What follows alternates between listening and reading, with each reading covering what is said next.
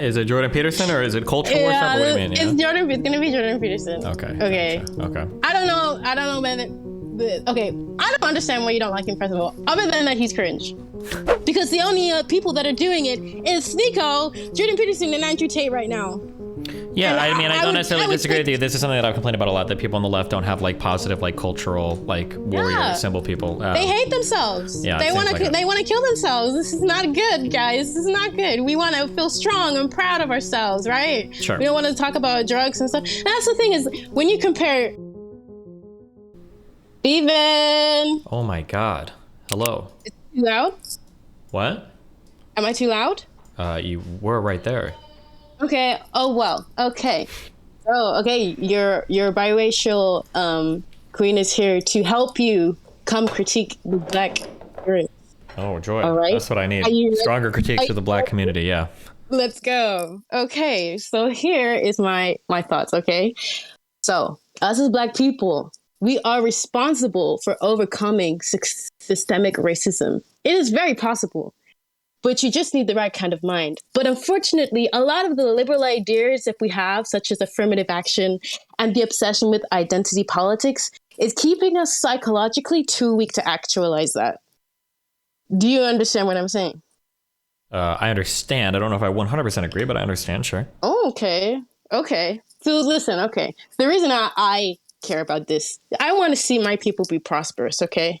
But if opportunity is not knocking at the door, we cannot be looking at the institution and be like, yo, give us a fucking door. No, we need to work out how to build a new door. Does this make sense to you? Yeah, I understand that, sure. Okay. So the thing is like, I got very inspired by Miss Annalisa, our queen. She said a lot of important things that I feel like it got very in the mix of the whole, it got very in the mix of the black men and stuff. But the thing is that a lot of what she's talking about is this psychology thing that is keeping people within the underclass of like racial economic disparity. And the thing is that the midterms are coming up. And so globally, we're now all going to start talking about race again. And I feel like it's very important to reiterate some of the things she had said. Wait, the midterms are coming up for who? For you guys. But the thing is... Well, just to be clear real quick, we just finished our midterms, right? Well, no, what I'm talking about is now it's time for politics. Everything's going to be talked about. Do you understand what I'm saying? Oh, sure. Okay. Yeah. So like we're going to start talking about this stuff again. And I feel like it's really important that she brought a really great catalyst to talking about how systemic racism is now predominantly existing within our own psychology and not within the system. Right? I don't know if I agree with that 100%, but I understand the mentality, sure. Why? Like, I mean, there's still like the vestiges of like old racism and stuff like that kind of reverberate currently through American society, right? I don't think that we should use that. So, yeah, go ahead. Okay. Oh. I didn't say that systemic racism doesn't exist, okay? Mm-hmm. We can clearly see it in the U.S. carceral state, in black displacement projects, police tactics, militarization of the police, impoverished tax areas. But like, we also need to look at our antisocial, anti-economic culture that is perpetuating the same systemic racism, if not more than these factors. Sure, I won't necessarily disagree with that. Okay, yeah. He's on board. Okay. So Stephen, can we agree that when we look at supremacy and white nationalism, it's really not the most important issue surrounding black people? White nationalism and white supremacy? Yeah, I think those are wholly stupid things that literally nobody should be talking about outside of like a classroom. I don't think that white supremacy or white nationalism has any impact today on the black community. I think that's an insane proposition. I agree with that. Yeah. I mean, like, give credit where credit's due. Since Ferguson and the rise of Black Lives Matter, we've successfully corrected white people's ignorance and uncovered implicit biases to the extent that white people are now academics in their own white supremacy by default of logging into Instagram every couple weeks. You know what I mean? Sure. Like, and like, the thing is, like, now I'm applying for like graduate jobs. Like, at the bottom, they're all like talking about, oh, we need diversity, we need this. So it's just like, it's now actually part of within the system to amend the system. Like, we've actually kind of held the government accountable. at this point. A little bit, but okay, sure, I'll buy it. Yeah. Okay, you're gonna buy that one. Okay. Yeah. So I think we mostly probably agree. Yeah, if I mind that, we're probably gonna agree. Yeah. Okay. Yeah. Okay. So the only thing now really left within the systemic racism is the inherent Black issues within the community.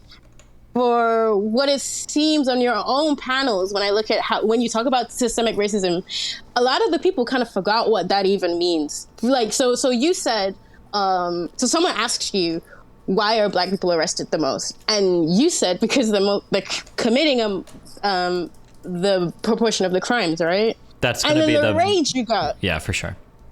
Yeah, the rage you got was like, dude, like, you can't get this guy a break. They heard like, oh, look at this white dude talking about. He doesn't know what he's talking about. Like, child, like, come on, you can't talk to Stephen like that. You know what I'm saying? Sure. Like, they have no idea. They have no idea that you know what you're talking about. That sentence was really confusing to follow, but say that again. Okay. Yeah. Oh, you want me to repeat that? It's not fair for them to attack me like I'm racist. Was that kind of what you were getting at? Yeah, but now that's you removed the goofiness, so okay. Sure. Cool. Thank you. Okay. Okay. Gotcha. But like, despite them knowing that, okay, so when we talk about it, it's slavery that has evolved through our own society's development, right? But like, I feel like we've lost that.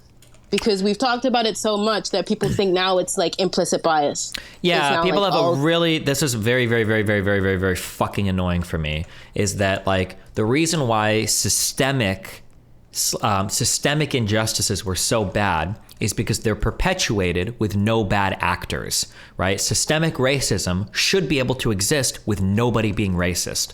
Like, that's the whole reason why it's systemic. But a lot of people seem to think that like systemic racism means there's like a lot of racist cops. And it's like, that's not systemic racism. That's just racism. It was supposed to be a separate thing. But yeah, it's really frustrating that everybody lost track of that conversation. But yeah. And I feel like what is even more frustrating than that is now when we're talking about systemic racism, we're only talking about how it's embedded in the institution, but we're never hypercritical of how that has affected us and our own culture. Yeah. So like, for instance, like part of systemic racism, part of systemic injustice is that Black people do commit a lot of crime because of where they live, because of where their families are forced to, and because of the economic opportunities that they were cut off from. But it is because of the actions they're doing too, right? Like, you can't just deny that. Like, I get into arguments with a lot of people who are very quick to like, well, hold on, no. Like African Americans in the United States, they don't commit disproportionate crime. That's all racist stuff. And it's like, first of all, no. But secondly, you're undermining your own narrative, because part of the reasons why they commit crime are due to past systemic and just actual racist injustices. But like, that's an important part of the analysis, is to recognize that like, well, yeah, they do commit actions that are bad. And we have to understand that, because the reasons why they did it in the past are part of the reasons that are part of like our analysis of the system, right? Yeah. And the thing is that I feel like people's history is so bad. Like, people really don't know what happened in the 60s. Do you know what I mean? Like, people just think like, oh, the police are like this just because they're racist. Like, there's a reason why the system is the way it is. And it is not just because of racism. Like, wait, hold on. You need to expand on that a little bit. What do you mean? Okay, when I talk about the 60s, you know, I'm talking about like the well, that's when the Civil Rights Act was passed. That's when the federal government had to step into when MLK died, what happened? There were riots all over the United States, right? All the rage. Yeah. It was all the rage to burn your city. So, like, what is the federal government going to do? Like, everyone was like, dude, we have to stop this. And the best way that they felt at the time, bear in mind, it was the Cold War at the time, so military was all the rage. Mr. Nixon was all like, hell, let's just militarize the police. Okay, we got to get the federal government in there, okay? And this is why now that the structure is there. So it's not inherently because they're just racist. Like, that is a part of it, but it is also perpetuated by bad actors. Okay. And like, I feel like we never really look. The thing is, it's so fucking annoying, because when I'm in my classes and we're talking about this, there's literally no there is no charitability to the institution, because they say, okay, so the institution is the one that has the power, right? But that doesn't mean that they are arbitrators of evil in every way imaginable. Sometimes, like, so what do you want them to do? Just let the cities burn? Is that what you want? Sure, it's kind of like the rioting over the BLM stuff, where people didn't seem to have any empathy for like the cities that were kind of like being rioted in. Yeah. Dude, what did you say again? It made me laugh so bad. Wow. Well, which thing? Steven, you were like, it needs to stop. No. Okay, stop. No, that wasn't me. No, that was a deep fake. I don't know what you're talking about. You're lying. I remember it was you. Oh, that was so funny. That got you banned, right? I can't remember. But the thing, why did it get you banned? Well, technically it got me. People disagree with you? First of all, yeah, and it got me departnered, not banned technically, which made it easier to ban me in the future. Okay, but. Same thing. Like the fact that people can't even see the ridiculousness is absolutely abhorrent. Sorry, like, come on, dog.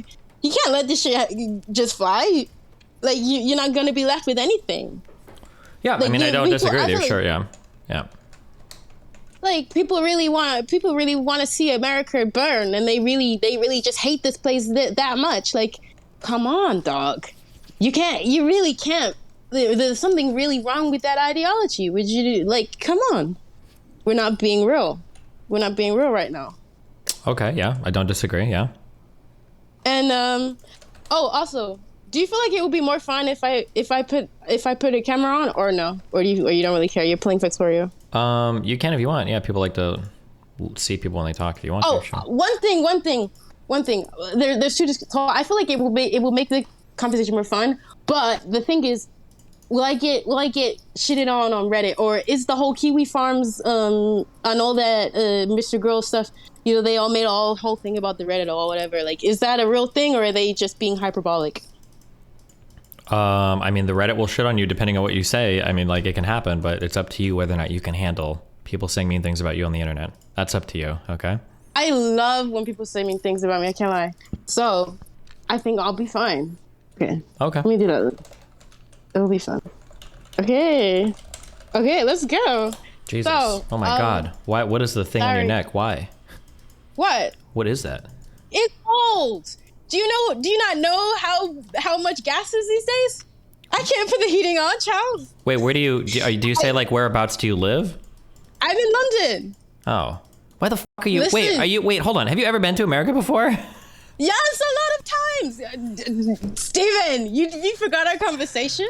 Listen, there's been a lot of black women through here recently, okay? They're all starting to run together. What? What state are you in? I'm in Florida. No, you're No, you're not? Oh, you don't even remember Texas? Okay, so you don't even know anything about me. All right, so you were in Texas. You were in Texas. Yeah, at one point I travel a lot. Your thing said leaving Austin just now. Yeah, well, I don't know what it says just now. Okay, listen, that's fine. Okay, fine. You're in London. It's cold. Global warming is fake. Whatever. I was gonna say I lived in Houston twice in my life. I lived in Maryland once. I know I know what I'm talking about. Okay. And this brings me to my disclaimer. Before I get chat wet with I can't talk about black issues because I'm not a black American, I argue that is absolutely a false narrative embedded in the U.S.'s issue of looking at the rest of the world like it's not interconnected, okay? Gotcha. Like, the rest of the continents, we're vastly far more aware of one another, whether that's a case of British imperialism or wherever you want to blame it on. But the fact of the matter is the American continents seem to act like they're particularly segregated from the rest of the world. And we need to come to terms with this if we want to talk about anti-blackness, because it is far more an international endemic than a domestic one. And once we understand that, it'll become a lot easier to decipher what is systemic and what isn't, because we can see different institutions and how racism has embedded within each one. And then we can see what is actually culture and what is actually systemic racism. Okay. Does this make sense? Yeah. We agree with that? Probably, okay, yeah. Okay. All right. Probably. Okay. All right. Yeah. So, if you think the disparity of extreme poverty that plagues the African continent does not affect you as a black person, yes, the hell it does. If you think that the black American culture with, we're talking about the imagery of drugs and thuggery promoted through music does not affect black people on a global scale, you are also very mistaken. And the thing is, your best little buddy, Forethought. Mm-hmm. He argued something very, very good, actually. the black community, he said the black community was just an imagination that exists amongst black people. And even if that's true, our collective perception affects the general competence the globe expects of us as a whole race, unlike any other. Perhaps not a community that we have, but there is definitely a collective black imagination that represents us as a monolith, regardless of the continent you come from. Okay. Okay. Sure. I don't disagree. Yeah, black people around the world are going to represent. Yeah, obviously, this is the whole reason why Wakanda wanted to do outreach and shit, is because they wanted to have positive representation of black people in Africa. I remember. Okay, I watched the Black Panther 4 times. Okay, you watch your documentaries, boy. That's fine. Right. So what I'm saying is our anti-social, anti-economic, anti-prosperity and competence image, accompanied with the racial economic disparity that is affecting the underclass, is produced across all continents. It's not an American thing. Okay. And what is fueling the implicit biases and the perpetuation of institutions is magnetizing people towards Nazism and Groyper logic. Okay. Because the way that we talk about systemic racism in the left is just so ridiculous. This is what I'm talking about. Because we have no accountability, no agency within the left. When you take the baseline of the identity thing, and then you take it to the other side, that's where you end up. Okay. So this is why both Annalisa and I, like, we can talk about this stuff. Okay. We've lived, so, like, you know, the housing project stuff that happens in Chicago, that shit happens in London too. Okay, I live there. Like that sort of same disparity of, like, you know how the prison system, the carceral state, is built within the infrastructure of which people live in. Yeah? Do you know what I mean when I say that? That the prison system is built within the infrastructure of how people live. What, that, like, no, explain that a little more. What do you mean by that? Okay, so you know the American projects. Let's talk about Southside Chicago, for instance. So you know those projects there, yeah? I've heard of Chicago, and I've heard of projects in Chicago, yeah. Dude, okay. Yeah. Let me think whether, let me try to remember the name. Okay, if I remember the name, I'll give it to you. Okay. But when you look at how the buildings are built for people to live in. People are saying O block. Block? O block. 0 block? O block? O block is that what it, everyone is saying that the OB. I don't know if that's it or not, but okay. Okay, so basically what I'm saying is that the carceral state is built into where these people are living. So you have cages that are over the balconies of people. Okay. And what you're doing is that you're putting people so condensed that organized crime is inevitable. Okay. I don't know if I agree with that, but okay. Okay, but listen, Destiny. You put a bunch of poor people who are in the underclass. They don't have jobs. What are they going to do to make money? Okay, a piece of fruit you have to get in your car for 20 minutes to find. Yeah, but I'm just saying that, like, I don't, like, you can have people that are in, like, very dense areas. That doesn't necessarily mean they're committing crime, right? It's not about the condensed areas. There's more to it than that. Okay. So, like, they're caught. So you've been to Houston, right? Yep. When you go to Houston, everything is a highway, right? And everything in Texas is, everything is a big, like, depending on where you live, will depend on how much you're cut off by main society. Okay. So a lot of the projects are very cut off from the main city because the main city doesn't want you to see that, right? But what does that mean for those people? Is that, like, that psychology of being displaced, of not being wanted, is it affects you psychologically. Okay. Okay. I don't think I necessarily disagree, I guess, yeah. Southside. Displacement. Chicago. The Robert Taylor Homes. I remember. Okay. Anyways, my main point was that that same is not an American issue. This happens in London too. You've heard of Grenfell Tower, I'm sure, right? You know about that, buddy. I've heard about who? Say that again. The Grenfell Tower.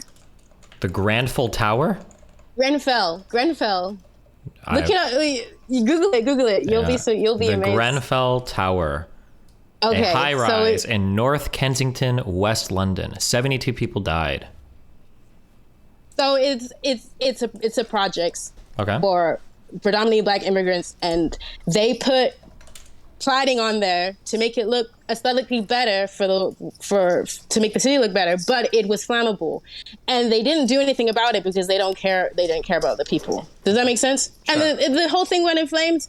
This is what I mean by like, it's building our infrastructure that is not, that you're not giving a shit about. Okay.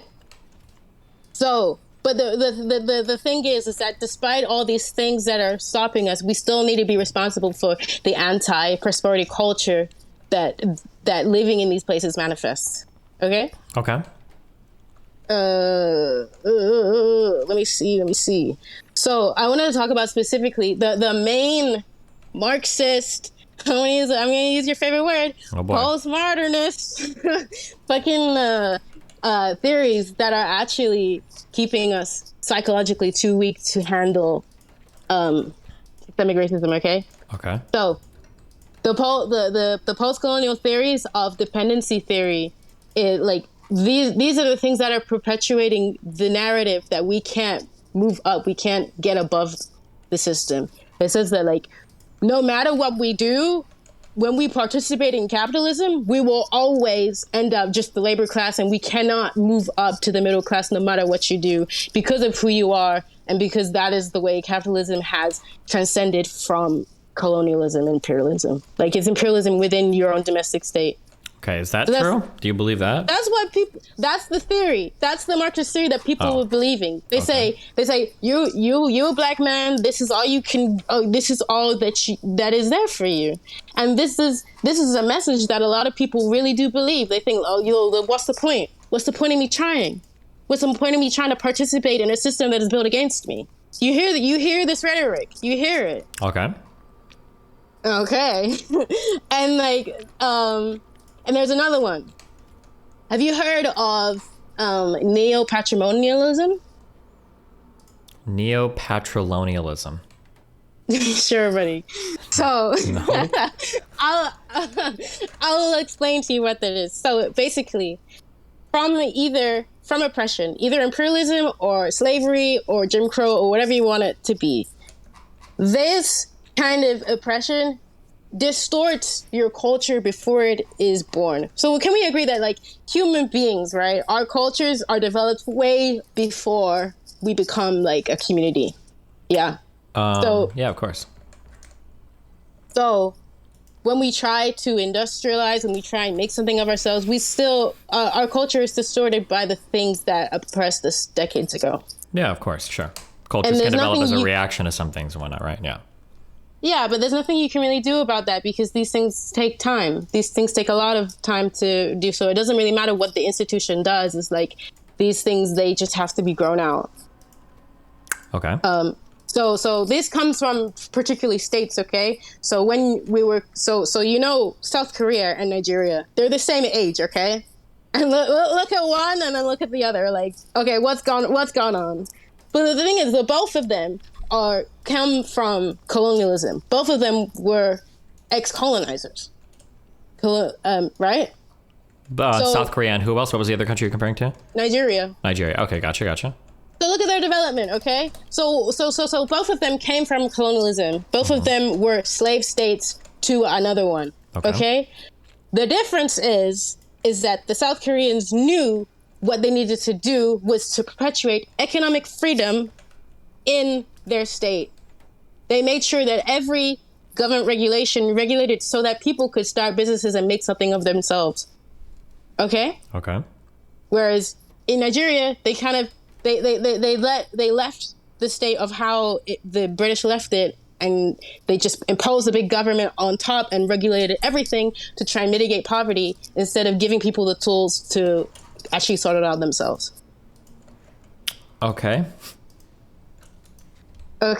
you getting it? Reese, I feel like the histories of Nigeria and South Korea are going to be like, there's going to be a lot more differences than that there, but I don't know where we're going. So even though they're both from colonizers, right? The Japanese are the ones that colonized the South Koreans, but the Japanese made sure that South Korea was a productive state, okay? But the British kind of let them do whatever they want because it was more about collecting taxes. And so then that kind of neglectfulness of the system, that is what embedded itself. Well, what is the history of South Korea like and their industrialization compared to like Nigeria though? So the history of South Korea is so the Japanese, they were hard on making a slave state and making sure that these people were just slaves, and they the thing is that the Japanese, that was their only colonized state, okay? Mm-hmm. So they had a lot of attention to it. So the way that they managed it was very intense, and it was very controlled, and then they were very prosperous. Whereas the British, they had the whole world, you know? They don't really care what was going on. No, but I'm saying the specific history of South Korea and Nigeria. I feel like South Korea probably had a lot more things going for it than Nigeria did, even independent of like any like colonialist stuff. What, before colonialism? No, child. Before colonialism, South Korea was just an agriculture state. All they had was rice. They were a rice state. Until until like what year about? They got into technology. They put all their investment into technology when they got independence, and that's what brought them up. Okay, hold on. Well, now I gotta read because you're making a bunch of history claims. Nah, you gotta read. Oh my god. Poor Steven.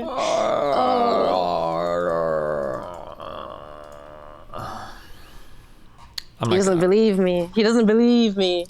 He thinks I'm bullshitting. Well, it's not that you're bullshitting, but I feel like it's a bit reductive to just say that like the colonialist like reasons behind South Korea and Nigeria are the only reasons why they developed differently. Like I feel like there's probably like hugely different economic opportunities available different to both of these countries that probably played a lot into this as well. No? What I'm getting at is that the way that they were controlled is the reason why they developed differently, because the way that their oppression developed into their psychology as South Koreans was we develop. Whereas in Nigeria, that was not the case. That was not embedded into their culture before they got independence. It's the way that the Japanese controlled South Korea versus how the British controlled their colonies. Okay. Does that make sense to you? What you're saying makes sense. I just don't know if it's true, but okay. Well, I'll help you out. I'll send you my my readings so that you don't have to find the research yourself if you're interested, or if you're not, then whatever. You know what I'm saying? How do you say so? Like somebody in chat says, what about places like India and South Africa? Both of those are British colonies, but they're vastly different in their development. So, India was the diamond raft of the British colonialism. Okay. The British cared a lot about India, so much that they put themselves on top of that caste system. They put the British and then the Brahmins. So, you know, y'all Brahmins don't even come to me about y'all shit. So, the British cared a lot about these colonies, whereas the rest of the African, like, if you see how much have you ever looked at an African map when it was colonialism? It was like Britain, France, Portugal. Like everybody was just trying to collect as much as they can. Okay. But they're not. They're only doing it so that they can collect taxes. They're not really necessarily invested in what the country can do, because at this point they don't know that they got oil. They don't know They don't know what's going on in the land. All they know is that they want it, because that was what imperialism was at the time. Was just get as much as you can. Okay. So that's the reason why India is different, because India, they paid as much attention to India as much as Japan paid as much attention to South Korea. Does that make sense? And that's why you can see in India, they actually are an industrial state. Like they have industry that was built on the British, and that has been actualized by the Indian people. Like that's what I'm talking about. Like culture, a culture of a state is born before the state is born. And this can be the same within minorities within developed countries. So I'll believe you, sure. Britain, what's the point? What are we getting to? Okay, where are we at? Where are we headed? Yeah. Okay, so this is why it's important, Destiny. Yeah. The Groypers. It's the Groypers. If we can understand that Black oppression is manifested globally, then it will provide us an excellent pushback against the Groypers, who suggest that it is something inherently wrong with the race itself. Whereas if we can prove through how oppression has developed into a culture decades after, affects people, then the problem, then like we can look at the entirety of Africa as a state, like, and see that like the race is not the problem. Because I ask a lot of people, what's the difference between South Africa and Nigeria? And then like a Goiper would say, the race is shit. Can you see that? The race is shit. Oh, they would say they. Sure. Yeah, I guess. Yeah, okay. I guess when I argue these issues, I just like trying to take like we're going to take a quick journey through like all of human history approach. No, and that's not what I'm trying to do. That's what you want to do. That's what you're trying to fact check me. I'm trying to give you, and you're like, dude, you know what I'm saying? Well, no, because they're going to fight you on racism on every single one of these claims, right? They're going to say that like, no, it's not colonialist. It's because these countries have black people or brown people. And then you're going to have to go through every single claim and try to validate like how much of it had to do with colonialism versus whatever. And that's what the whole like debate is going to turn into, right? See. So can you see how this neo-patrimonialism gives you that? If you study how Britain actually colonized Africa differently to India and South Africa, and how Japan colonized South Korea differently, then like that blows that out of the water. That it's no longer about the black race, but it is specifically about how colonialism affected that area in particularly. Yeah, I mean, assuming everything you're saying is true, sure. I'm just saying that you'd have to fight that with on every claim on like a race realist or whatever is going to argue on all of those, but sure. Yeah, I mean, if what you're saying is true, then obviously I believe you, yeah. Because it annoys me so much because like the thing is that the left is like has given them the basis of this because we focus so much on identity and race to the point where it's like these kind of race realist ideas are now being entertained in academia now. It's real bad. In academia? Race realism? Yes. Like, no, like people are kind of talking about it because we have, they put identity politics in academia. Oh, and okay? Yes. So people are now talking about this stuff, and so the pushback is going to ultimately be within the same realm of identity. This is why it's so dangerous. I feel like the left has perpetuated the Nazism in itself because they've given them the foundations for that stuff. Like we need to stop. We have to stop. Okay. Okay. I feel like most left-leaning people would probably point to things like, because I hear colonialism is used a lot to talk about like... Yeah, but they don't know what they're talking about, child. So when a race realist then brings up South Korea, they were like, oh, why? Oh, I don't know. Actually, that's a good point. Maybe you're right. Maybe my IQ is 90, you know? Okay, if you say so, sure. Steven, it's not good. But like, let's be real. Like, if you were to set up a business... Look at the entirety of Africa. Name one state that you would happily set that business up in. South Africa? Give me one. Egypt? Tunisia? You wouldn't. If I had to? What do you mean? If you had to. Okay, but you were going to put up with all the political turmoil in these places? As a white man, you're going to put it in South Africa? That's funny. What do you mean? Yeah? No? Okay. What, do you think I'm going to get like assassinated on a farm or some shit? Like... Yeah, you're gonna be kidnapped. Okay. You're gonna get kidnapped. Okay. Yeah, they know. You got streamer money. They know. Gotcha. All right. In South Africa, really? Yeah, it's bad. It's getting worse. It's getting much worse. Okay. Listen, if you say so. Okay. So, anyways, so we got it. Systemic racism is real. Whatever. But in order for people to believe that they can overcome it and be prosperous, they're gonna need some kind of the reason that they don't believe that is because of the identity politics. And the thing is that we've lost a lot of our values that gave us the safety net of confidence in our society, I think. And that's why we're like so focused on identity, because we don't have many foundations of who we are other than the color of our skin, the gender we are, and who we're fucking. Gotcha. Okay. Right? So what are we doing? What's the prescription? Yeah, tell me. Get to that point. Go ahead. We need family values. We need family values, Destiny. We need them. Listen, if you don't come from a family, you cannot escape this psychological turmoil. You don't have the safety nets available to you to start taking risks and build an entrepreneurship and build yourself economic freedom to come out of that underclass, because most businesses fail. Let's be real. Most businesses are likely going to fail. You're gonna need a hell of a lot of confidence to go out there and do the stuff you need to do to get your community out of there. But how are you gonna do that when there's no one to fall back on? True. Okay. So a lot of people talk about white privilege of why people have generational wealth. Okay. Okay. So what do we need to do? We need to start building that generational wealth for ourselves, rather than looking at the system and being like, "Oh, look what it's done. We don't have any generational wealth because of slavery or whatever." We need to take responsibility for that. We cannot be waiting for white people to fix our problems, because they're not going to. Okay. Yeah, I don't think anybody disagrees. But I think people would argue like you can work on both at once, right? Okay, but we've kind of done all the work for the systemic at this point. Okay. I might even agree with that maybe. Yeah, that a lot of that work has been done. Sure. Like, even the thing is, like, okay, when I was growing up, like, people were racist as hell. And, like, now the same people I be seeing are, like, on Instagram talking about systemic things in more intricate ways than even I would understand. It's just like, what the hell is going on in the world? Like, we flipped so far the other way to the point where it's like, this shit, like, y'all annoying me. Y'all too woke. Like, you know what I mean? I absolutely know what you mean. Yeah. The work has been done. Like, everything little Sophie wished for 8 years ago has come to fruition, and the world is still not right. So there's something else is going on. Okay. Okay. So we need to tell black people to do better. Gotcha. No, this is not the.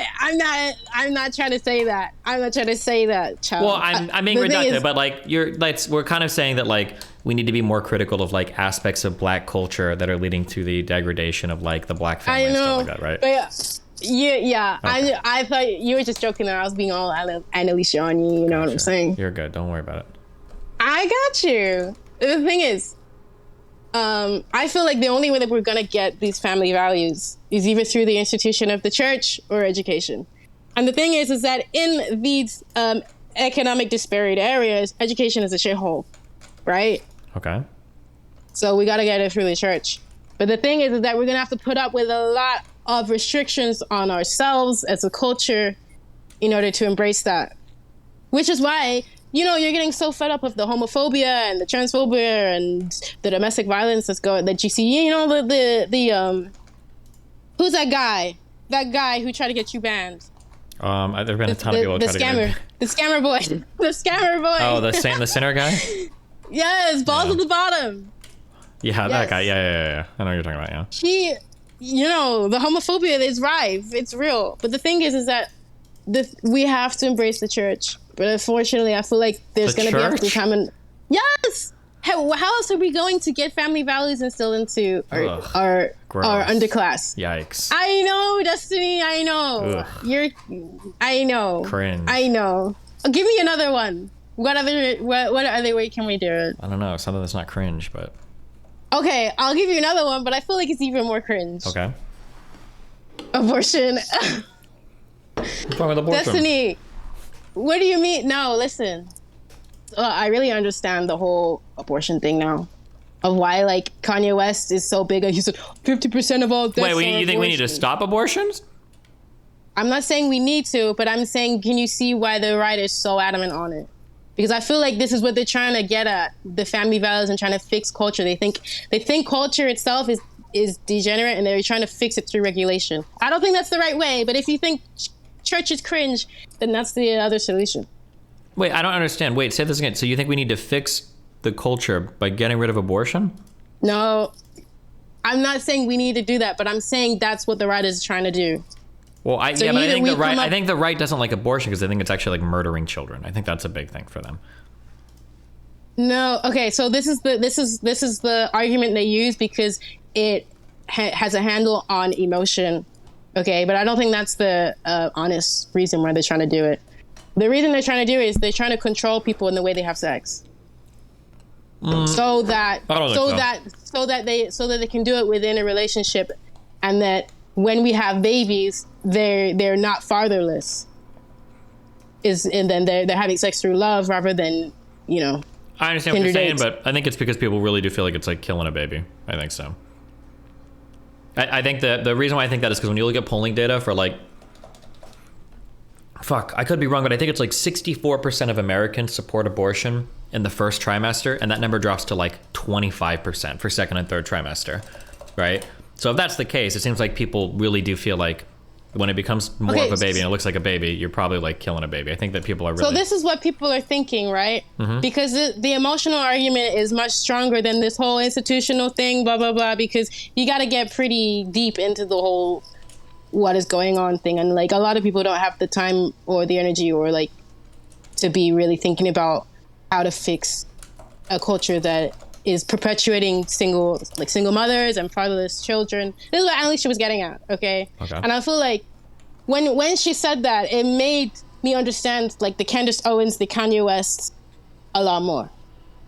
I feel like what they are trying to fix the family through regulation. I'm not saying that's correct, but I'm saying that they are on the same page. That's why they don't like identity politics. That's why they don't like the left, because they think that it's attacking the family in this way. You hear them say this stuff. Yeah, they say it. I don't know how much I believe it, but they say that, yeah.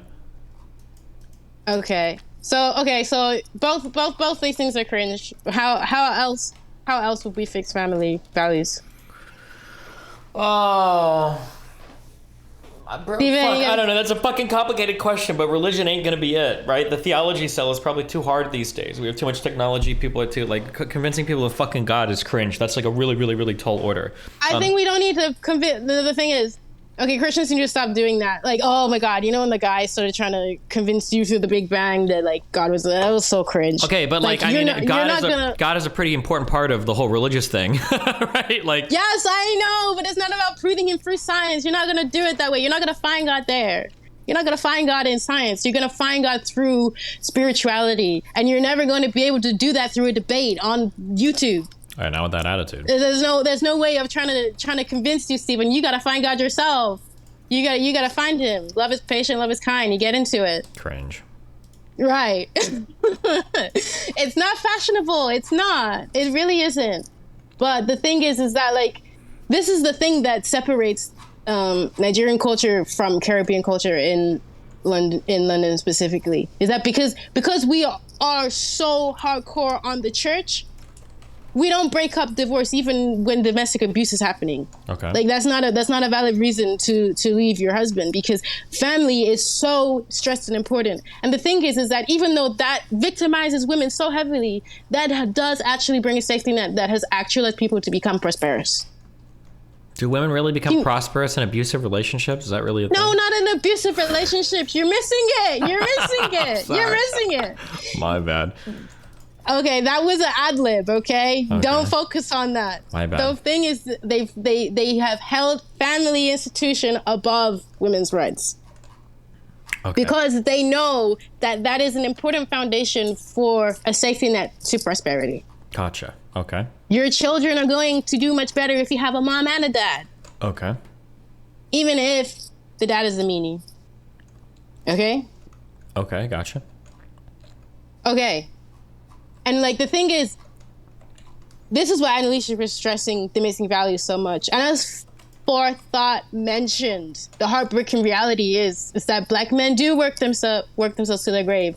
Laziness is not a problem. Like 80% of them are labor participants. They fall into the employment mirror just as much as white communities. And hustle culture is inherently Black, so it's not like that they're lazy. That this is why I disagreed so much with Alicia, that she missed a little bit. She thinks it's a Black man issue, but rather it's more the family is not valued in itself. That's the core problem. It's not that men are shit. It's just that we're not holding this core this core issue. Okay. Okay. Can you see that? I see that. You see that? I got you. I see that.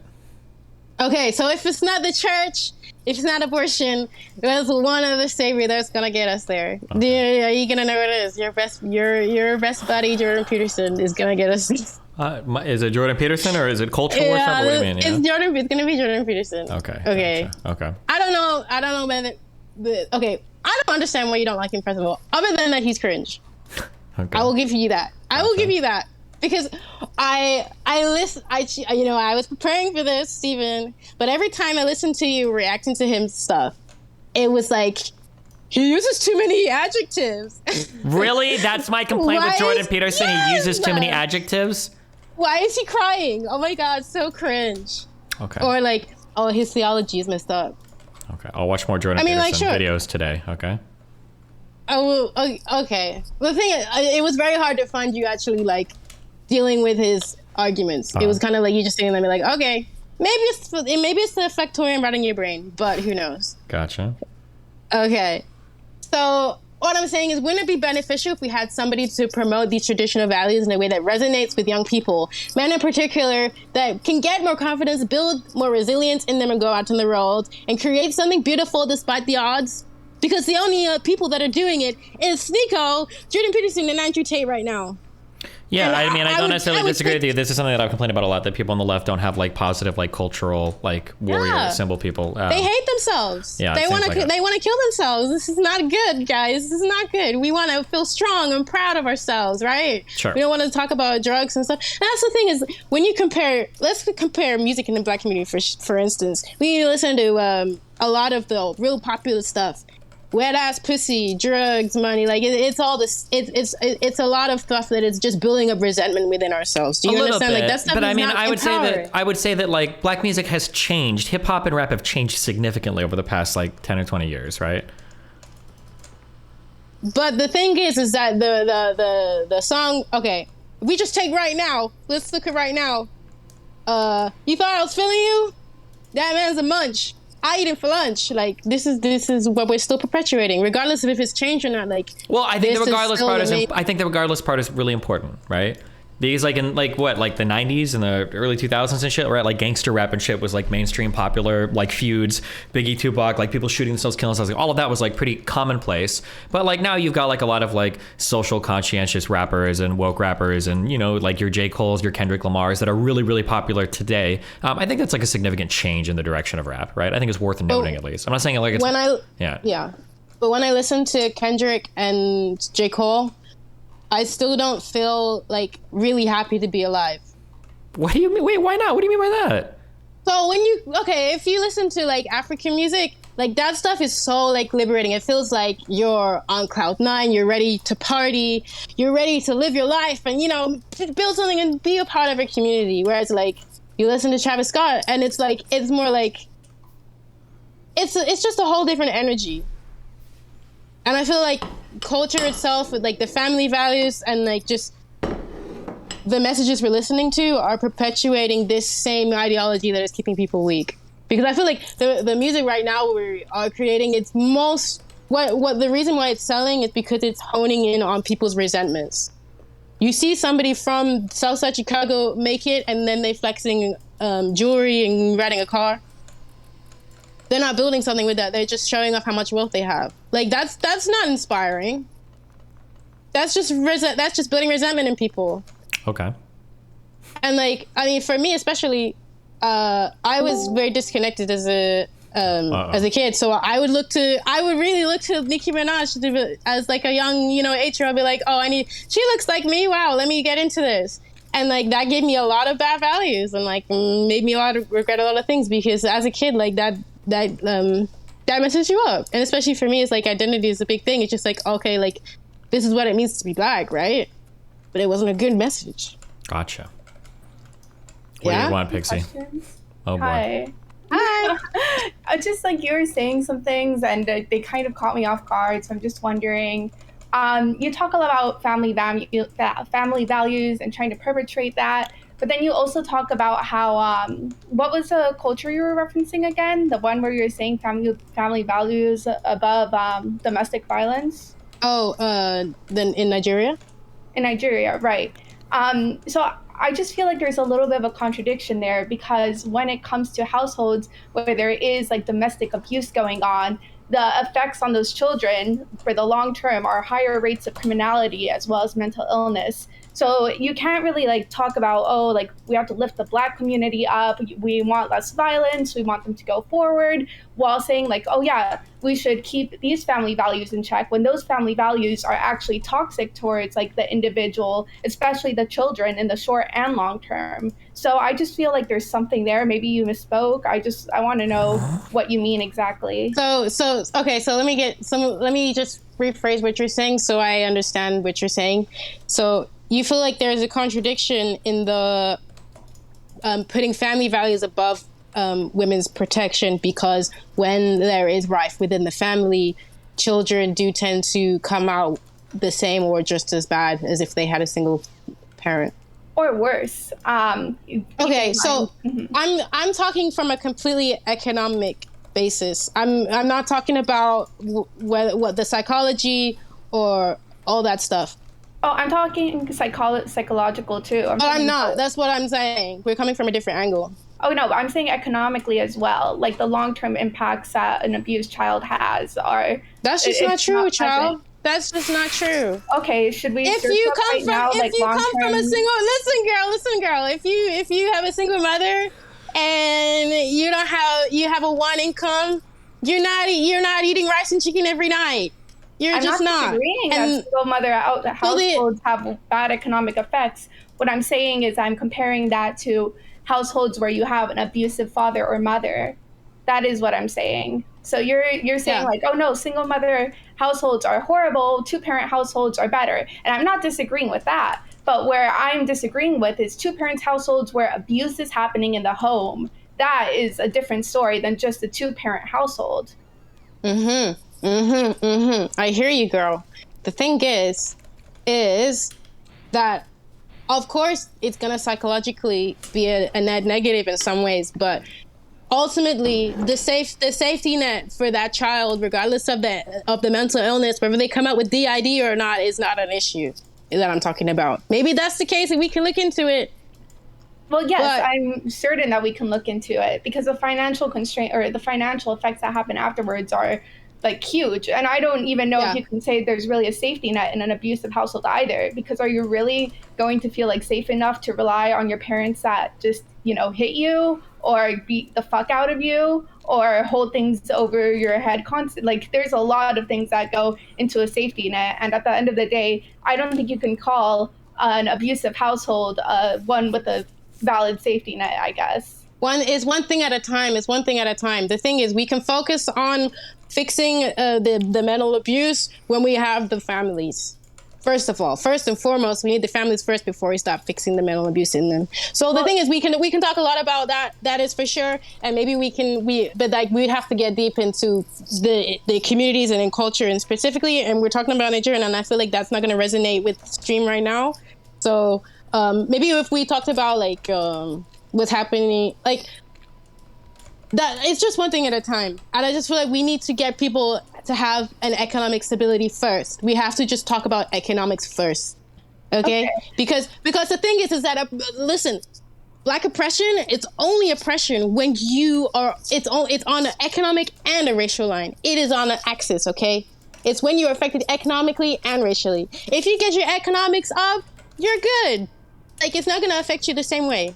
When you come out of that underclass, but we need to get people out of the underclass first. And if that means that we have to sacrifice a lot of the privileges that we're trying to fight for hard right now, then I think so be it, because I need to see my people prosperous before anything else. Yeah. Because there's no way we're gonna beat the systemic system if we don't get our money up. And the way we're gonna do that is safety nets, because the work ethic is not the problem. Yeah, I think I don't necessarily disagree with you. Maybe I disagree with you on them being completely separate, right? Because the whole idea of like, how do people reach economic prosperity? How do people hold jobs? How do people get better jobs? That's very intimately intertwined with psychology. And if you're in a, let's say, like abusive household, right, where everything is unstable, that means that there's going to be long-term impacts on how you self-regulate, how you regulate with the world around you, and just like your mental stability and ability to uphold a job. So that's what I'm trying to say here, is that I understand where you're coming from, but when it comes to abusive households in specific, we have to be careful, because if you keep advocating for abusive households to stay together because there's some sort of structure there, what you're going to end up is having children who are really fucked up, who are economically going to suffer as well. The thing is, I'm not advocating for abuse. I'm saying is that we have to put it above all the other issues that we're fighting for right now. So listen, I'm not advocating for abusive relationships. I am just saying that we need to get the relationships first, and then we can fix that. Like, I'm not saying that that's not an issue, but like, that's not the main issue of why systemic racism is perpetuating and people can't get out of that. I guess I'm just a little bit confused on what you mean by relationships first. Like, you have to have people who stay together first, or we need families. Okay. So the thing is, okay, when you come from a well-connected family, you have property, you have people that are going to lift you up. Even if you don't have property, you have somewhere to stay. If you mess up, you get homeless. You have people that are going to love you unconditionally. If you have a big family and then you work within that network of people, that's a big thing. That's a big privilege that people are not aware that they have. That's the difference between a lot of between the races, is that like we don't have that stability. Okay. So we have to build that first, and then people can start actualizing themselves and build the community and use the income. They don't have to spend everything on their rent because they have a family home. It doesn't make sense. I'm not saying that these things are not important. I'm a woman. Of course, I'm not advocating for abuse. Like, I'm not going to put myself through anything. Like, but all I'm saying is that there's a big difference in, like, there are some communities that will put the family value above women's safety. And when you look at the differences between who is doing economically well and who isn't, it seems that like that is a big factor of it. They know who they are, they know where they come from, and that a part of that is having a family. Yeah, I think I might just like fundamentally disagree with you in the aspect of like, basically what I'm trying to get at is that you can't really say you have a stable family or a good quote unquote family value if there is abuse in the household, because that in itself destroys the family financially and economically. Although I can agree with you on the idea that like we should try to have stronger families and stronger relationships like that, I would just caution you to be careful when it comes to the idea of like putting the family above the woman, because I would argue that a family who does such a thing is not a stable family. It's a family that is going to suffer through like, you know, a shit ton of trauma, which is going to lead to like financial decline as well. It is very traumatizing, and like for me as well. Like I'm not saying it's a good thing, by the way. I'm coming from a very like economic point of view. Does that make sense? Like I see the things that happen, and sometimes I'm like, girl, you need to divorce him. It's so bad, and like it's just instilled in a lot of people. It's just like I have to stay for my kids, and I'm just talking about this kind of mentality. Is what is letting these communities be more prosperous as a whole. Because work ethic. Wait, aren't those kinds of families like really fucked? Does that even work? It does work. They're doing very well. Having shitty families stay together, where the people are like, I don't know if I should stay in this marriage, but I should for my children. Is that really like a good thing? Yes, destiny. That's my name. When you live in a nice house and you know that, okay, if I try to make something of myself, I'm gonna be okay. If you have that safety net, that's above anything else, any psychology stuff. But the point is, abusive families don't have that safety net, right? The whole idea of like, I can rely on my parents isn't going to work if you think your parents are going to beat the fuck out of you. Well, why are we assuming that all marriage is abusive? No, I'm not assuming all marriages are abusive. Like, I'm saying specifically families where the mom feels like they have to stay there because of their children, even though the dad is being abusive. That's what I'm specifically talking about. I just think there's value there. That's what I'm saying. Can you see the value in it, Stephen? Stephen, help me out. Well, I understand what you're saying, but it sounds like you're saying that like even abusive families should stay together because it's better for the children. I'm not saying they should stay together. I'm not advocating for abusive families, okay? What I'm saying is you can see there's a big difference in the ones that hold family values very highly, to the point where they will even put up with abuse to keep them there. Okay. That was my point. I'm not talking about the abuse, like the whole, that was an ad lib. That's gonna be okay. Like, it's not the main point. It's that even, like, it's just, I'm just saying that when family is highly valued and that people stay together, the kids, there's a certain type of confidence you have, and that is way more, they should be way more valued in our current culture. Okay. Why? It's not. Why? Pixie, what she's saying is that like families that value staying together so much so that they tolerate abusive families, those are better societies, even if there are some abusive families. But ideally, you wouldn't have any abusive families, but that like the ones that value family are so important that it's, yeah, that's what she. I need a chip clip so bad. You know, what? Yeah. Does that make sense? Yeah. Wait, Pixie, does it make sense what she's saying? I'm not asking you if it makes sense. I'm asking. Yeah. Can you hear me? Yep, we can now. Yeah. Yeah. I guess it makes sense in a macro level, right? Family or cultures that have family values could tend to do better than cultures that don't. Yeah. It's just upholding family values above abuse. That statement is iffy for me personally.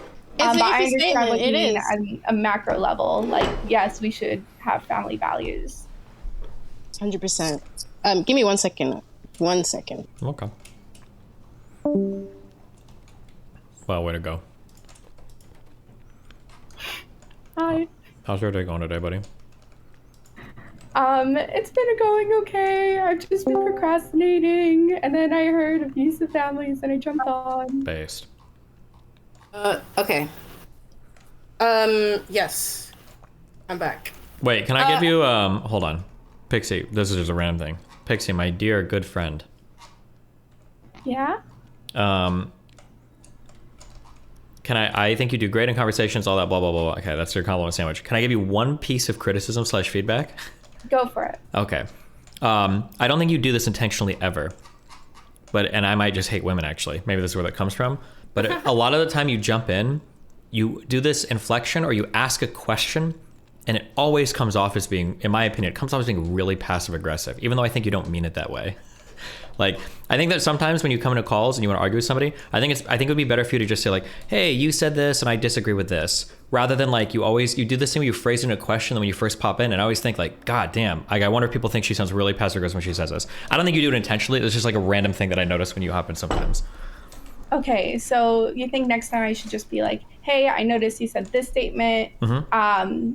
What do you think about this? Or I disagree with this. Yeah. Like, wait, everything you just said there sounds fine. But sometimes you'll come in and you're like, hey, I'm just coming in. And don't you think that when you say that, like, families should be abusive, could that be bad? Like, when you say things like that, it's like, oh my God, that just feels passive aggressive. Even though I know you don't mean it, that's just like a random thing I get. Whereas if you just come in and you're like, oh, I disagree with this or that, I feel like it sounds better. But that's just my personal feeling on it. But, yeah. No, I'll try that. I mean, like, I get so nervous that sometimes I don't know exactly how, like, I'm speaking. So that is very useful information. So I can keep that in mind next time I jump on. Gotcha. Thank you. Yeah, no problemo. Okay, what's up, Child? You're back.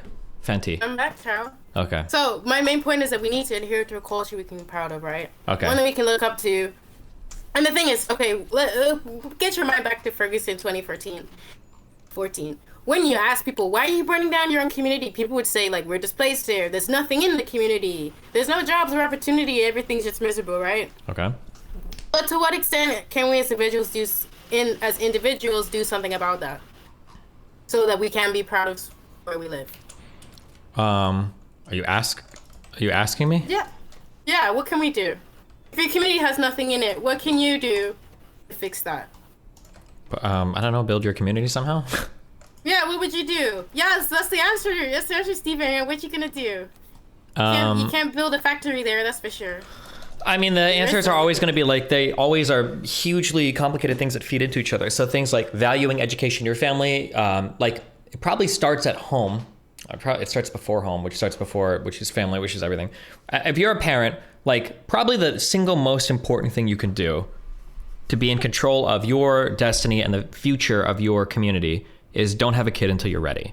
That's probably like the most important thing you can do. So tools like abortion, things like birth control, that's probably like the number one most important thing that like an individual can choose to exercise choice over that it is going to have the biggest direct impact. So that'd be number one, I would say.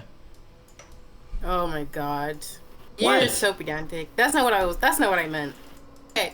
Okay, I'm sorry. Hold on. You should make a better, brighter culture for everybody to be happier and merrier, and then you can all like go and like frolic in the forest as you like self-reinforce yourselves by loving families and education and music and all that. That's not what I mean either, child. You don't know this. Okay, it's fine. I was kind of going for like you can start a club in your community. You can maybe start a choir, or you can go to the school and maybe start a project to plant some flowers. Yeah, these are all things you can do too. Yeah, I agree. You asked me for one thing. That's the biggest thing. The biggest thing is if you're a woman, okay, don't have a kid until you're ready. That's the number one biggest thing. But past that, there's a ton of like positive contributions you can make to like your local communities and your local culture. Sure, of course, all of those things are acceptable. Yeah. The thing is that these things are best achieved through which institutions? For the church and schools. So they can be, yeah, or they can be achieved through really strong schools as well, right? But when you are in impoverished tax municipal areas, what's the likelihood your schools are going to be having the funds to do that? I mean, where does your church get the funds to do it? From the people giving the church funds. You know how when you go to church, everybody gives money? Yeah, you do the same shit at school. Okay. Right? Did you ever do like school fundraisers where you've got to go and sell tickets to like concerts and shit to family members? Oh, that's true. Yeah. Okay, fair enough. But it's also like the teachers got to also be into it. Like if the teachers hate where they're working and the kids hate it, like, you know what I'm saying? I think that in general, I could be wrong, but I think teachers generally have a lot of passion for what they do.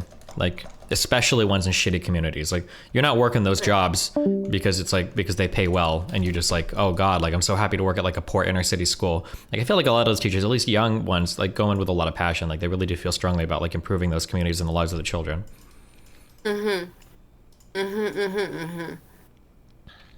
I hear you. Okay. So basically, what I'm getting at is the deeper beliefs and challenges that the way we construct our world. Child.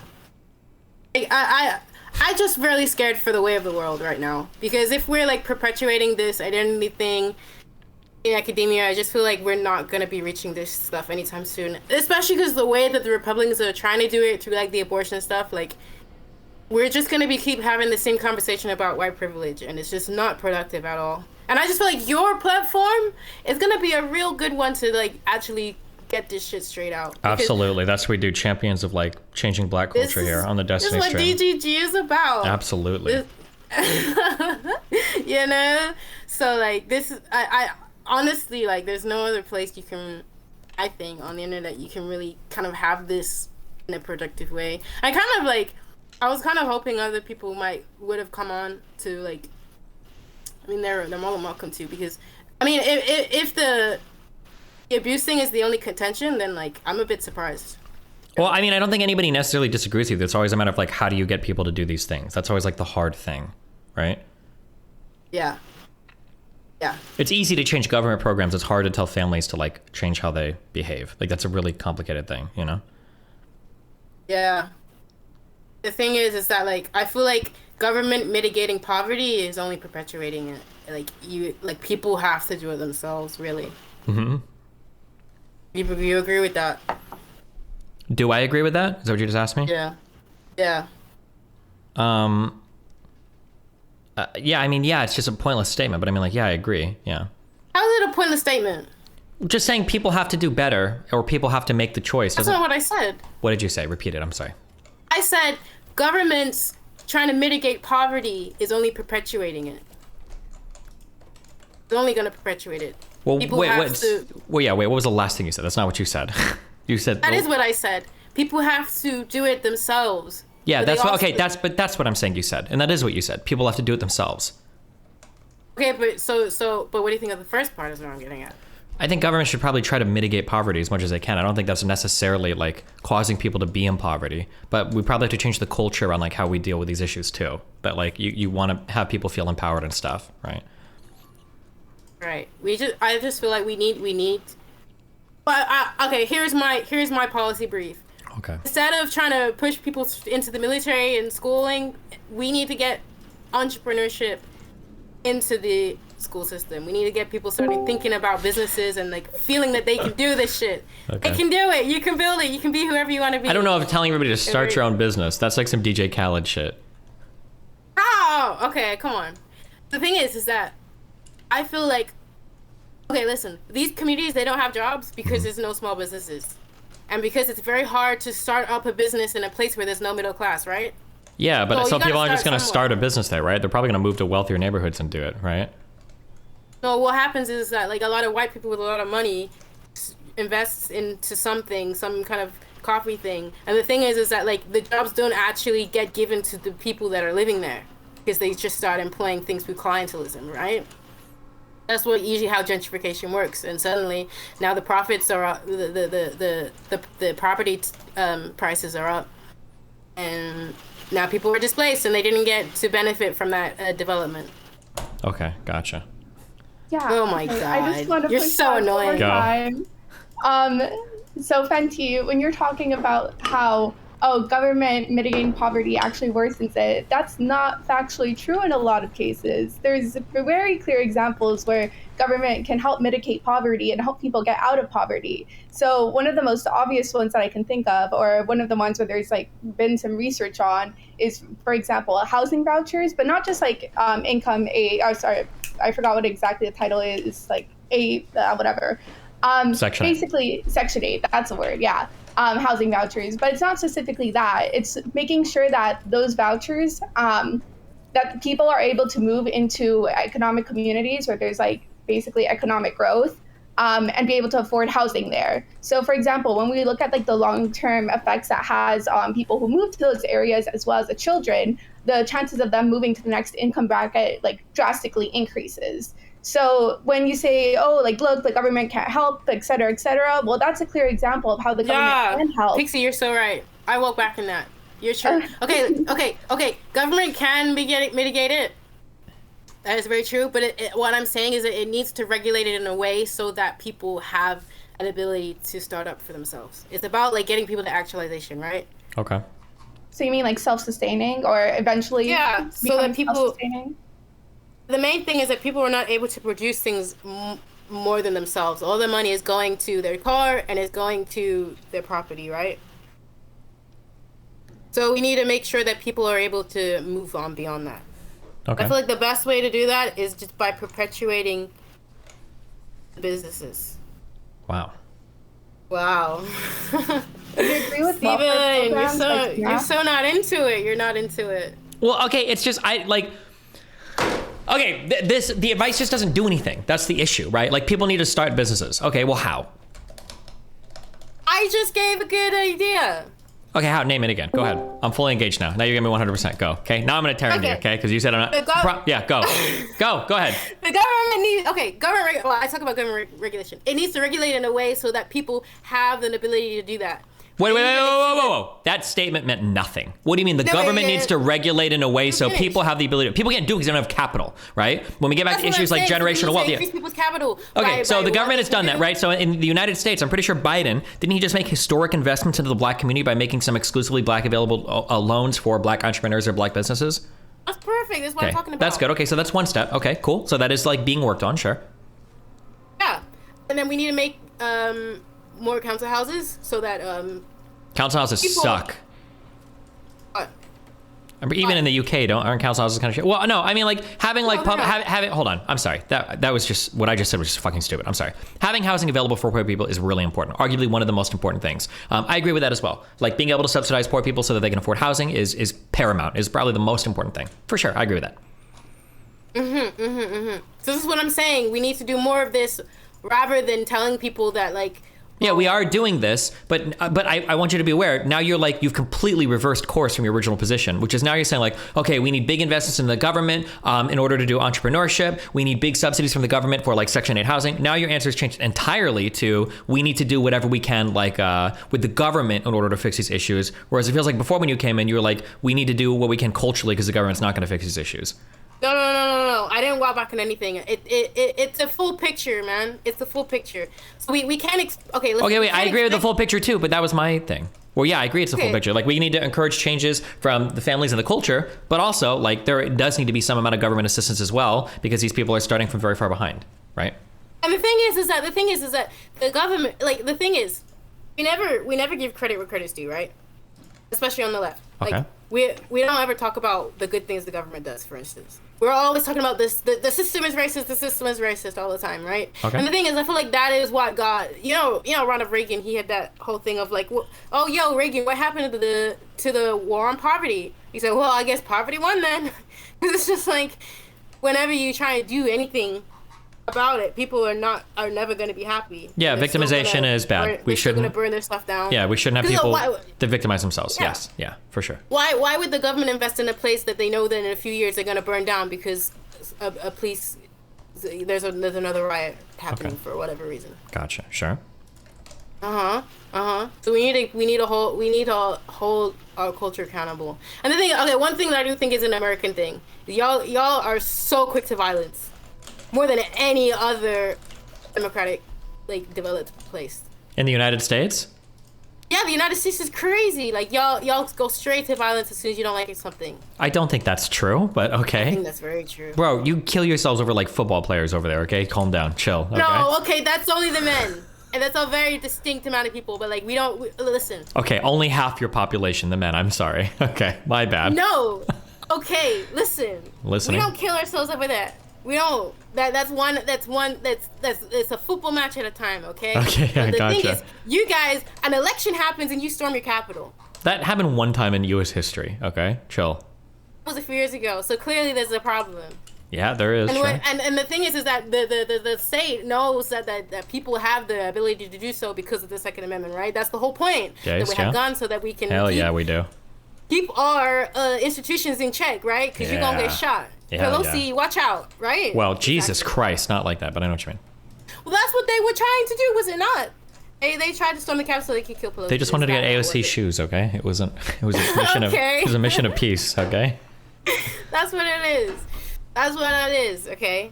The thing is, out of curiosity, earlier when you were talking about, like, oh, why would the government invest in a place that is just going to burn itself down in a couple of years? I was wondering if you can think of any examples of places that were, like, doing economically prosperously or were improving by a lot that then, like, burned itself down. If you can think of. Suppose 2011 in London, we had riots there for the same thing because policemen shot Mark Duggan, and then people went to the streets and burned everything down. And so specifically in the UK? Yeah. Okay, I don't know much about UK. Wait, hold on, wait. Repeat that last thing again. I'm sorry, go. What did you just say about the UK? Go. Okay, so Pixie asked, is there a place where it is economically prosperous and they're still burning themselves down? And I said the riots in 2011 when the police killed Mark Duggan, and then there was a Black Lives Matter riot. Well, before Black Lives, it was a Black riot. Okay, but that was in response to, like, a particular event, right? Yeah, but, like, on all kind of protests in response to particular events, most of them. Well, I'm just saying it's not like they were. Or wait, Pixie, is your question, like, do you think that places that are economically prosperous are resistant to all kinds of rioting, or? No, I don't think they're resistant to all kind of rioting. I just think if you have people who are, let's say protesting against, like, violence of the police, or because of, like, poverty or things like that, they're not going to be very likely to burn themselves down if they're doing economically prosperously, because they would just be self-harming at that point. So it's usually, or at least when I see riots in giant scale, usually those areas or neighborhoods or places where people feel like they have nothing left to lose, which is why they go to such extreme measures. I don't think it's and that's why I'm asking, maybe I'm wrong.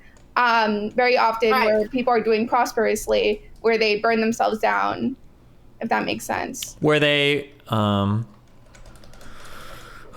a complicated question. He's gonna get banned again. Who's gonna get it? I'm not gonna get banned. I'm on fucking YouTube. Chill, child. Okay, calm the fuck down. Okay. People are saying that those riots were mainly in Woolwich and Peckham and Woolwich. Woolwich. Are these really wealthy areas? Are they actually like super wealthy? No, very impoverished, very for sure. Well, wait. Then it sounds like then it wasn't economically prosperous areas that were rioting. It was. Yeah, you're right.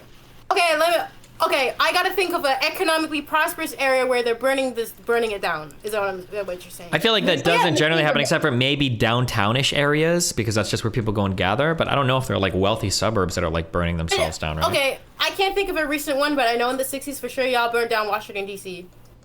In the '60s, we burned down Washington D.C. Fuck, Yeah, you did. Am I a dumb Yeah, fuck? you did. What is? It's What can wild, you? Okay, dog. I don't know any of my U.S. history, so you're gonna have to explain that a little bit to me. Yeah. Okay, so when Pixie. Yeah. Well, can I just build off something that Pixie said? Wait, I want to know. she Wait, said- no, wait. I want to know we burned down in Washington D.C. My U.S. history sucks. So tell me, what do we burn down in Washington when, D.C.? Okay. True. when the baby boy MLK died, Yeah. we all went to the streets and burned this shit down, and that's what happened. Okay.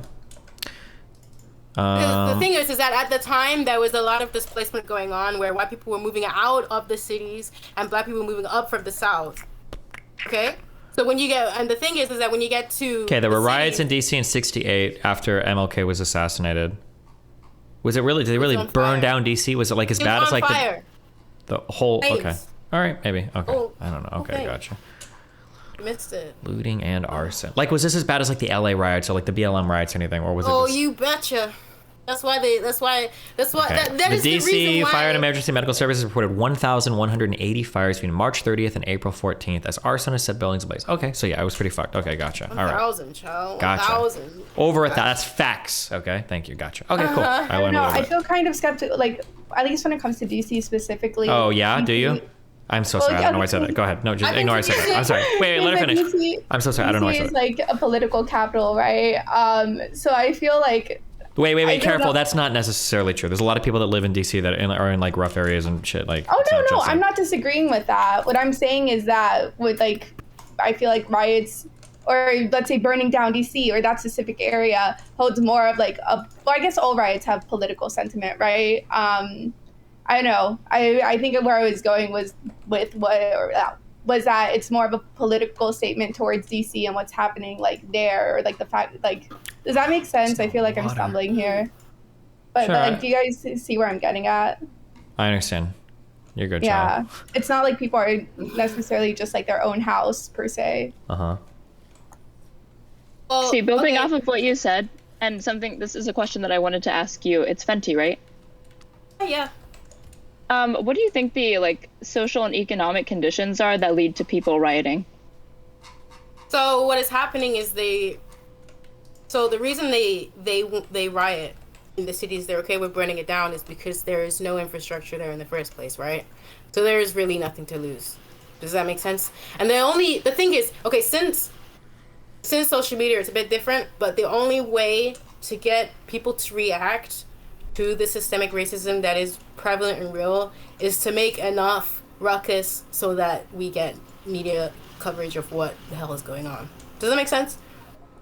Yes, I agree. I agree with that. Like that usually is the purpose of a riot, insofar as there can be a purpose or whatever. It's to draw attention to like economic deprivation or social conditions that have just degraded so much that people feel like this is the only way that attention can be brought to these issues is to burn it all down effectively. What I'm saying is that all you gotta do is get your money up. Right, but you said earlier that governments trying to mitigate poverty is only perpetuating it. Yeah, and I walk back on that. Yeah, keep right. up. Okay. Why? I did. So I promise. Yep, she did. yeah, I know. But what was the thing that like made you change your mind? What Pixie said. She was What did Pixie okay. say? So I got a bit reductive. I was all like, all government mitigation is wrong. But Pixie said, Pixie and Destiny used the Joe Biden thing of propping up black businesses in particular, and that helps people to build capital for themselves. Right. I think that's where our like contention is like, why do you think that more people within more black people and black Americans or black people where like in the UK aren't trying to start small businesses themselves? Because it sounds like you were saying earlier, it's like a lack of a strong enough mentality. Do you think it's that? No, I had a whole thing of family security net. We don't have generational wealth, so we need to focus on building that first. So the generation after us can do that. It's the whole process. Like, this is gonna take like maybe a decade or two.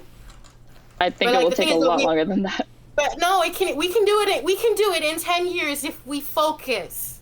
If it only takes 10 years, why haven't these communities done it already? Because we can't focus. Because we don't have, like, this is why I'm saying that, like, if we had an institution like the church where we could still, like, adhere to values and, like, actually, like, collectively work on building our community rather than, like, this whole individualistic, like, you know, having sex with anybody, and now we have like a lot of bastardized children, and like it's just all a mess. It's just a mess, child. Like, the thing is that like if you look at all other communities, right, they are instilled in values.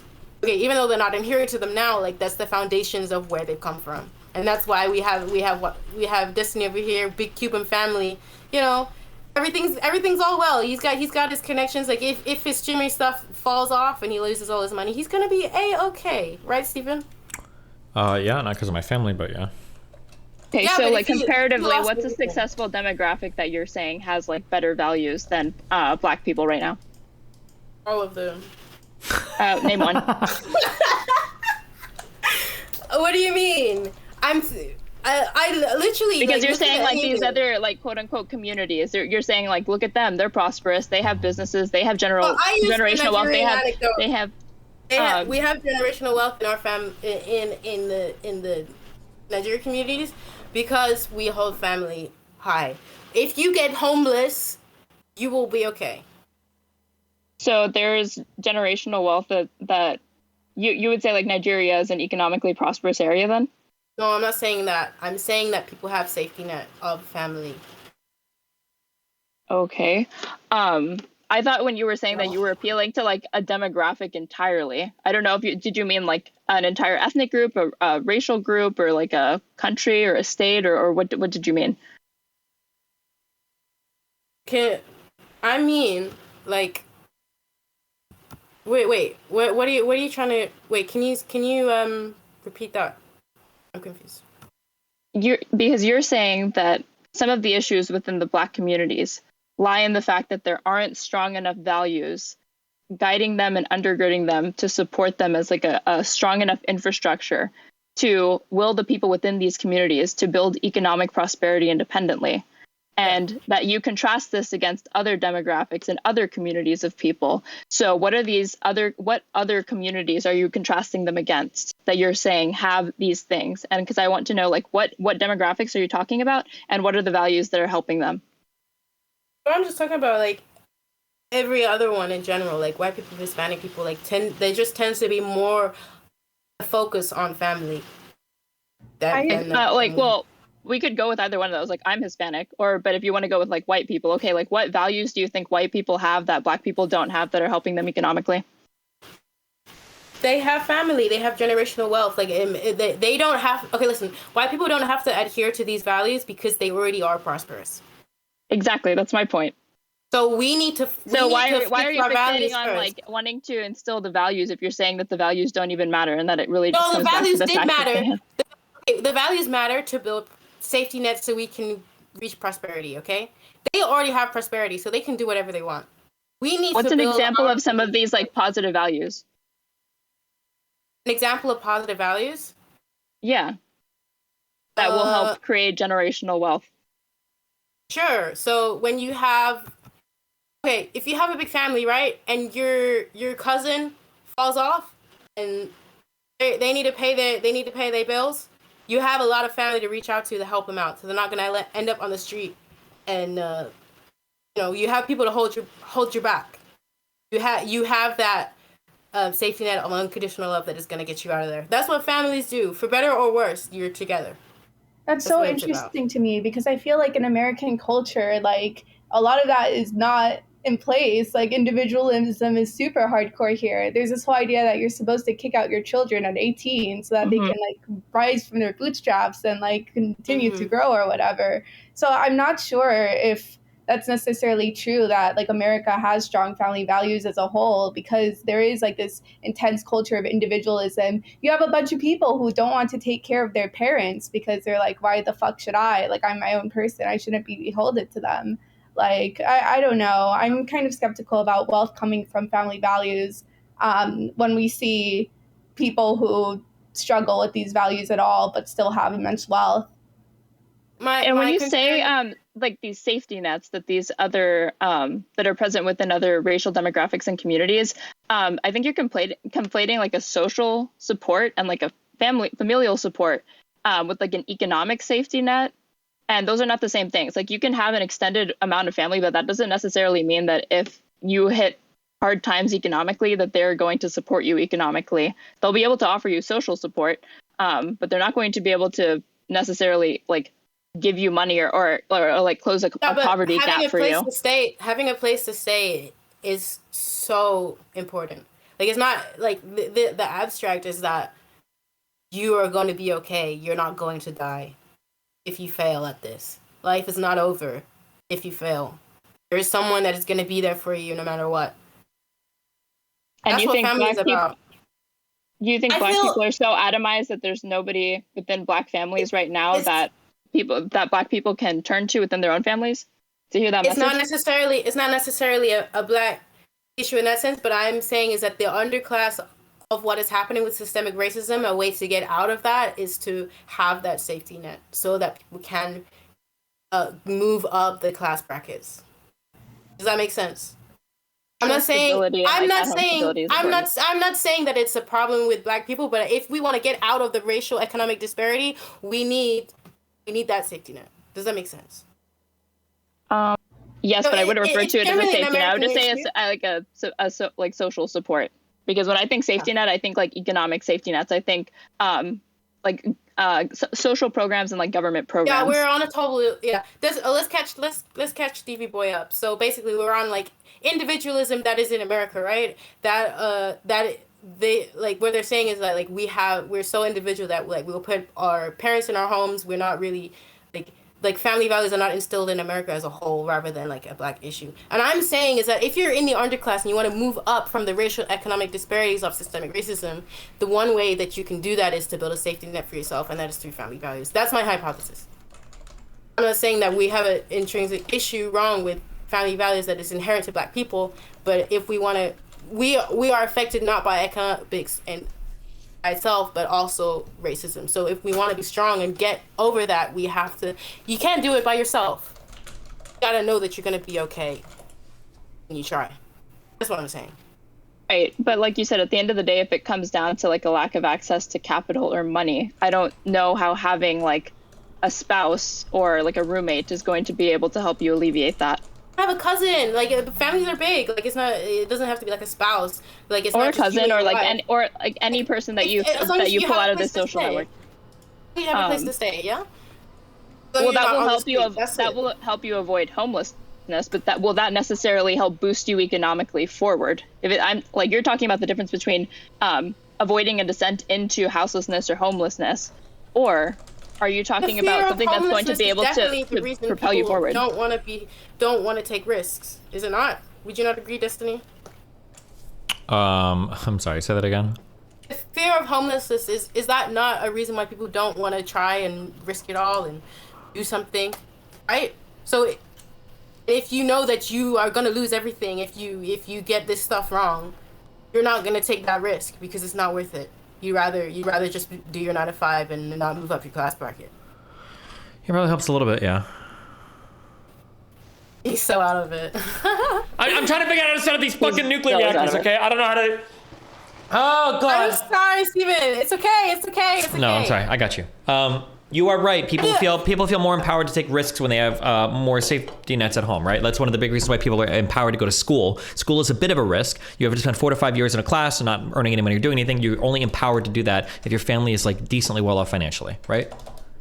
Mm-hmm. Yeah. Steven, are we boring you? No, I don't know how to use this. I don't know how to do this.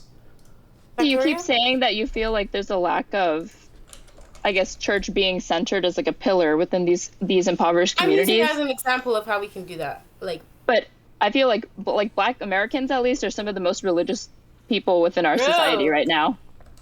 So like they're already going to church, right? The values are okay. I'm just saying. That's what I would ask you. Like, what's going on? Like, they are going to church already. So they're doing these things. You tell me. Well, okay, that's my hypothesis. So you can bring something else up of how we can do it. Well, no, I'm just asking you that if you were saying earlier, and this is your hypothesis, like that churches are going to be like a mainstay institution and need to be centered around like the Black family to help instill like the proper values, quote unquote, within Black Americans to help them escape poverty. Well, they're already going to church. They're already some of the most like religious Americans. So like, why hasn't that happened yet? Going to church is not enough. You actually have to apply the scripture to your life.